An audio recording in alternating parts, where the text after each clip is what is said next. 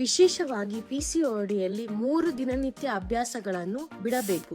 ಮೊದಲನೆಯದು ಡೈರಿ ಉತ್ಪನ್ನಗಳನ್ನು ತ್ಯಜಿಸಬೇಕು.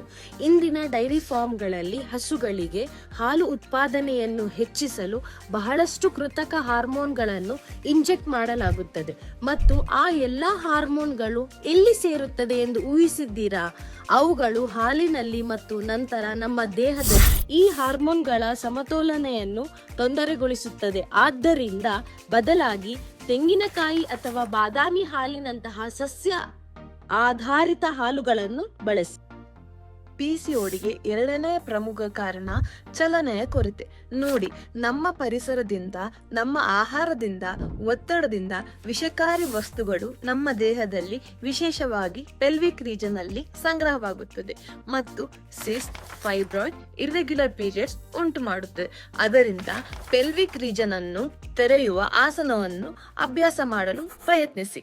ಪ್ರತಿದಿನ ಸೈಕಲ್ ತುಳಿಯಿರಿ, ಲಿಫ್ಟ್ ಬಳಸುವ ಬದಲು ಮೆಟ್ಟಲನ್ನು ಹತ್ತಿ ಮತ್ತು ಅವಕಾಶ ಸಿಕ್ಕಾಗಲೆಲ್ಲ ನಿಮ್ಮ ಇಷ್ಟವಾದ ಡ್ಯಾನ್ಸ್ ಅನ್ನು ಮಾಡಿ. 3ನೇ ಹಂತವೇನೆಂದರೆ ನಿಮ್ಮ ಊಟದ ಮತ್ತು ಮರುದಿನ ಬೆಳಗ್ಗೆ ನಿಮ್ಮ ಉಪಹಾರದ ನಡುವೆ 14ರಿಂದ 16 ಗಂಟೆಯ ಅಂತರ ಕಾಯ್ದುಕೊಳ್ಳುವುದು. ಏಕೆಂದರೆ ಉಪವಾಸವು ಅತ್ಯುತ್ತಮ ಗುಣಪಡಿಸುವಿಕೆಯಾಗಿದೆ. ಇದನ್ನು ಮಾಡಲು ಸುಲಭವಾದ ಮಾರ್ಗವೇನೆಂದರೆ ಸಂಜೆ 7 ಗಂಟೆ ಸುಮಾರು ಬೇಗ ಭೋಜನ ಮಾಡಿ ನಂತರ ತಡರಾತ್ರಿ ತಿಂಡಿ ತಿನ್ನುವುದನ್ನು ತಪ್ಪಿಸುವುದು. ಈ ಅಭ್ಯಾಸಗಳು ನಮ್ಮ ಗುಣಪಡಿಸುವ ಪ್ರಯಾಣದಲ್ಲಿ ನಮಗೆ ಅಪಾರ ಸಹಾಯ ಮಾಡುತ್ತವೆ. ನಾವು ಪಿಸಿಒಡಿ, ಹಾರ್ಮೋನುಗಳ imbalance, pimples, cyst, facial hair, fibro uterus ಗುಣಮುಖ ಮಾಡುತ್ತದೆ.